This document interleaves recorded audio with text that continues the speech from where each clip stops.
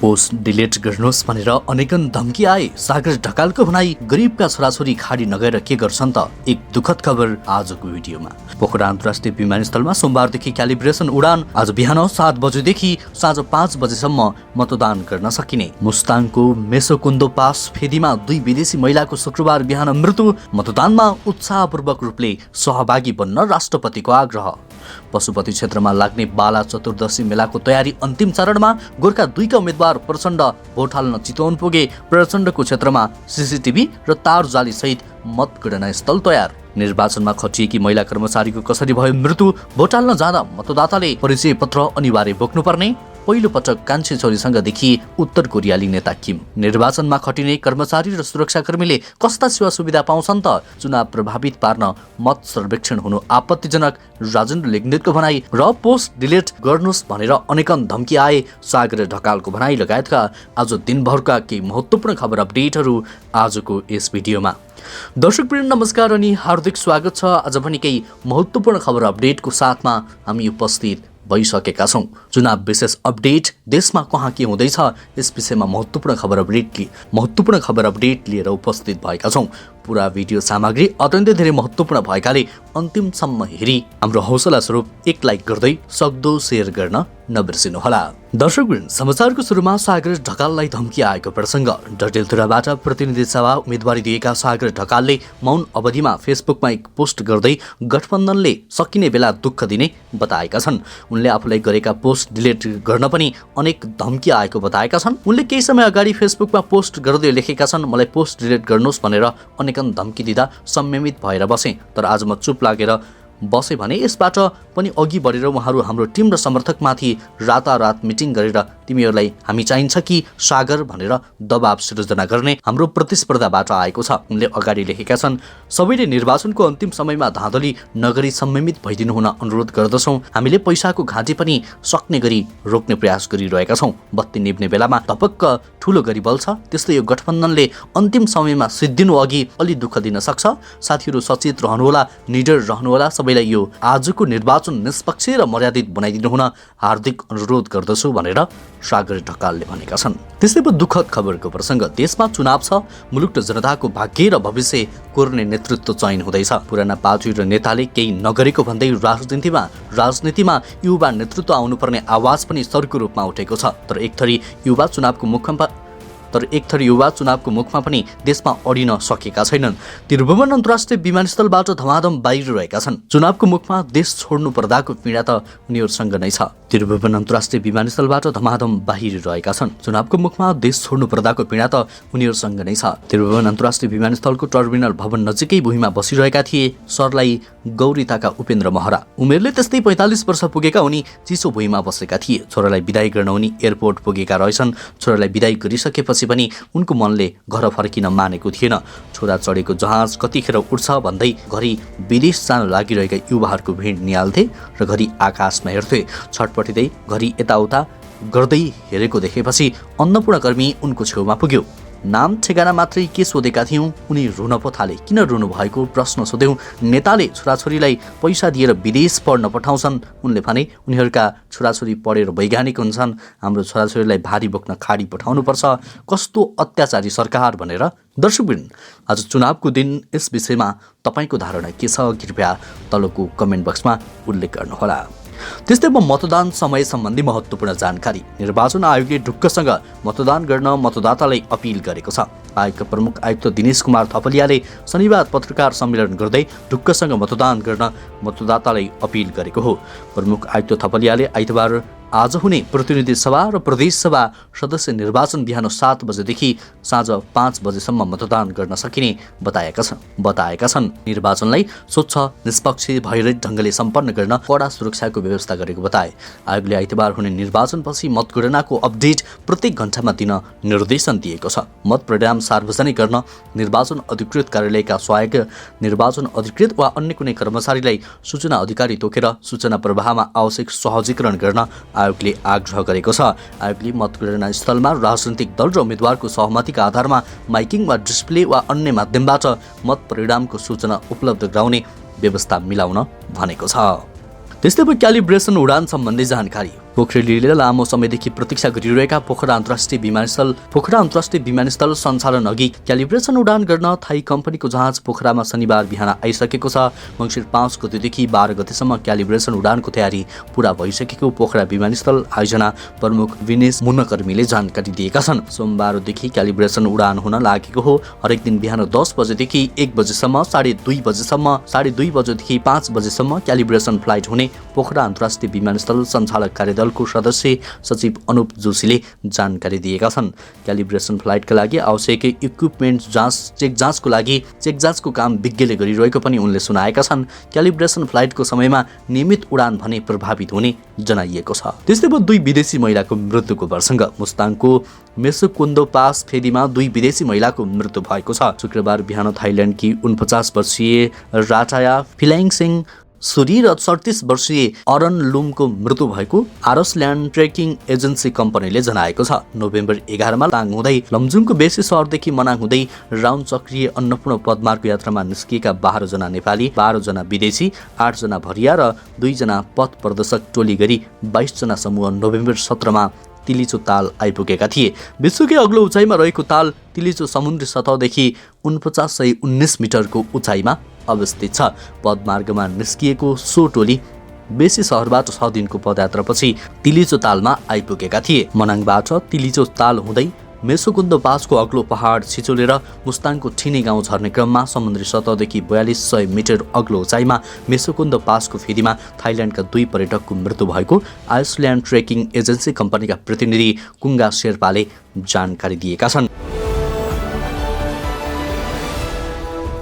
त्यस्तै नाकामा कडा व्यवस्था गरिएको प्रसङ्ग आइतबार हुने निर्वाचनलाई लक्षित गर्दै रूपन्देहीको सीमा नाका बेलैयामा सुरक्षा व्यवस्था कडा बनाइएको छ। सीमामा कडाई गरिएसँगै दुईतर्फै मालवाहक सवारीको लामो लाइन लागेको छ। मङ्सिर 1 गते राति 12 बजेदेखि नेपाल भारत सीमा बन्द हुने भनिए पनि व्यावहारिक रूपमा त्यो सम्भव हुन नहुने देखेपछि कडा चेक जाँच गरी सुरक्षाकर्मीले दुवैतर्फका सर्वसाधारणलाई आवागमन गर्न दिएका छन्।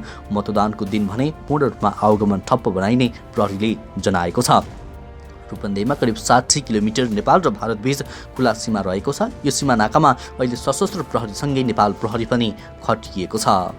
त्यस्तै भोट दिन अनिवार्य परिचय पत्रको प्रसङ्ग प्रमुख निर्वाचन आयुक्त दिनेश कुमार थपलियाले मतदान गर्न जाँदा मतदाता परिचय पत्र अनिवार्य लैजान आग्रह गरेका छन्। प्रमुख निर्वाचन आयुक्त थपलियाले मतदाता परिचय पत्र नभएकाले आयोगले तोकी बमोजिम आफ्नो फोटो टाँसिएको नागरिकताको प्रमाणपत्र, राहदानी जग्गाधानी प्रमाण पूर्जा, सवारी अनुमति पत्र वा राष्ट्रिय परिचय पत्र मध्ये कुनै एउटा परिचय पत्र बोकेर जान सक्ने बताएका छन्। उनले मतदाताहरूले मतदानका लागि जाँदा मोबाइल, क्यामेरा, सलाई, लाइटर लगायतका कुनै पनि निषेधित वस्तुहरू बोक्न नहुने बताएका छन्। प्रमुख निर्वाचन आयुक्त थपलियाले निषेधित वस्तुहरू मतदान केन्द्रमा लिएर गए सामग्रीहरू जफत गरिने समेत चेतावनी दिएका छन्। त्यस्तै राष्ट्रपति विद्यादेवी भण्डारीको प्रसङ्ग राष्ट्रपति विद्यादेवी भण्डारीले उत्साहपूर्वक मतदानमा सहभागिता जनाउन सबै मतदातालाई आग्रह गरेकी छन्। राष्ट्रपति भण्डारीले मतदान गर्नु नागरिक अधिकारको उच्चतम अभ्यास भएकाले निर्वाचनमा उत्साहपूर्वक सहभागिता जनाउन मतदातालाई आग्रह गरेकी हुन्। उनले जनताले निर्वाचित गरेका प्रतिनिधिबाट मुलुकको शासन सञ्चालन हुनुको साथै लोकतन्त्रको सबैभन्दा सुन्दर पक्ष रहेको बताएका छन्। राष्ट्रपति भण्डारीले जारी गरेको विज्ञप्तिमा भनिएको छ, जननिर्वाचित संविधान सभाद्वारा निर्मित नेपालको संविधानले सुनिश्चित गरेको सङ्घीय लोकतान्त्रिक गणतन्त्रलाई संस्थागत गर्न यो आम निर्वाचनको ऐतिहासिक महत्त्व छ। निष्पक्ष, भयरहित र स्वतन्त्र वातावरणमा नागरिकले मताधिकार प्रयोग गर्दै सम्पन्न हुने आम निर्वाचनबाट लोकतान्त्रिक प्रणाली र संस्थाहरू क्रमशः जनउत्तरदायी हुँदै जाने बताएकी छन्। यसबाट शासन प्रणालीमा जनताले खोजेको सुशासन र पारदर्शिता स्थापित गर्न मद्दत पुग्दछ, उक्त विज्ञप्तिमा भनिएको छ। त्यस्तै सुरक्षाकर्मीलाई भत्ता दिइने प्रसङ्ग प्रतिनिधि सभा र प्रदेशसभा निर्वाचनका लागि यसपटक निर्वाचन आयोगले 2,46,960 कर्मचारी खटाएको छ। देशभरका 22,227 मतदान केन्द्र, 141 अस्थायी मतदान केन्द्र र 10,892 मतदान स्थलमा मतदान अधिकृत, सहायक मतदान अधिकृत र सहायक कर्मचारी लगायत खटाइएका छन्। मतदान केन्द्र, अस्थायी मतदान केन्द्र तथा मतदान स्थलमा खटिने कर्मचारीले पाउने सेवा सुविधा निर्वाचन अधिकृतको कार्यालयले उपलब्ध गराउँछ। निर्वाचनका क्रममा खर्च हुने रकम कोष तथा लेखा नियन्त्रक कार्यालयले सम्बन्धित निर्वाचन अधिकृतको कार्यालयको नाममा निकासा दिन्छ। कार्यविधि अनुसार मतदान केन्द्रमा खटिने मतदान अधिकृतलाई प्रतिदिन 2500, सहायक मतदान अधिकृतलाई 2000, त्यस्तै सहायक कर्मचारीलाई 1600 र सहयोगी कर्मचारीलाई 1200 भत्ता उपलब्ध गराइन्छ।